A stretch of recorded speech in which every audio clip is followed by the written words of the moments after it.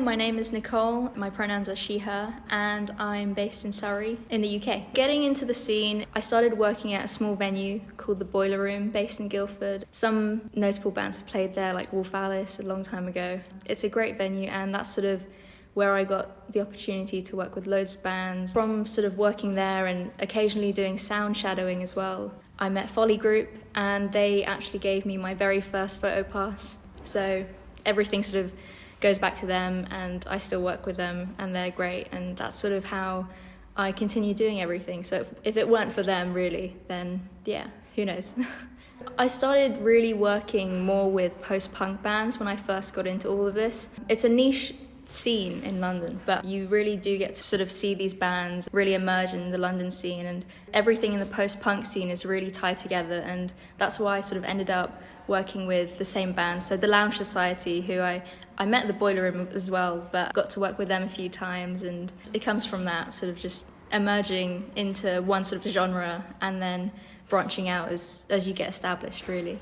There have definitely been challenges emerging into the industry. Obviously there are opportunities where it's really hard as an upcoming artist or photographer or whatever creative subject you sort of go into, but it's quite competitive, and I think there's still that need to really prove yourself in the industry. Also, being young and still a student, you can be taken advantage of in the work you do.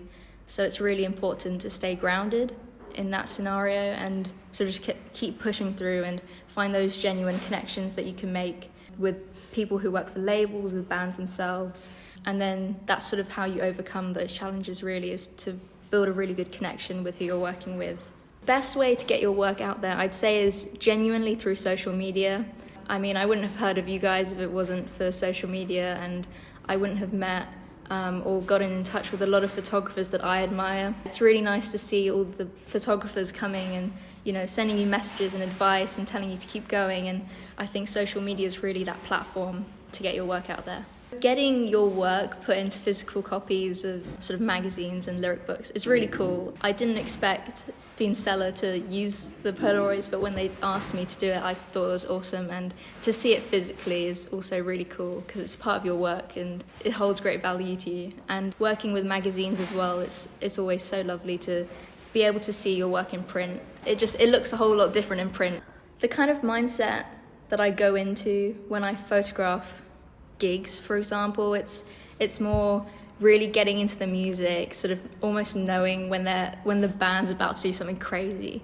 A lot of bands that I've worked with that are rock or like post-punk, there'll be a chorus or an instrumental or something that they'll really put their heart and soul into, and you can get some really amazing shots from it. And when it's down to more portrait photography, I think the mindset is quite different. You have to be really calm and collective when you're there shooting, because some bands don't like getting their portraits taken. They really oppose it. So it's really important to make sure that they're really comfortable in your presence and comfortable with you taking a picture of them. Because I know, like myself, I don't take many photos of myself and I don't really enjoy it either. So getting that connection is really important, and that's sort of the headspace that you should go into. Capturing artists in their element is quite difficult.